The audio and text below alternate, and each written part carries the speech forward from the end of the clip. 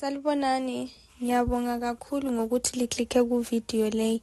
This is the week of entertainment lapho esilinika khona indaba ezemnandi ukuthi lihlale likwazi lokhu okwenzakalayo elizweni lethu. Kuthando nesithembu kulokunengi okwenzakalayo.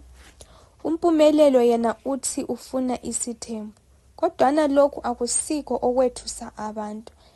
Yena uthi umuntu afuna ukumthatha ngumuntu owakucela. Kutsho ukuthi yena ufuna ukuthatha udadewabo.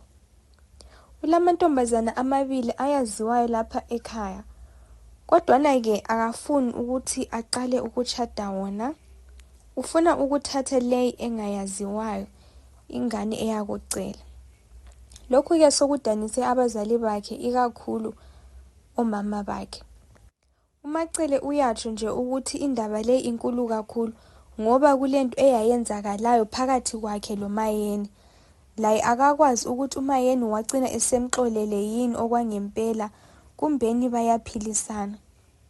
Okwenzwa ngumpumelelo lokhu kuzayenza abazali bakhe beqaleke ukulwa ngoba lokhu afuna ukukwenza yikho lokhu okwayenzakalayo kuMseleku, uMacele loMayeni.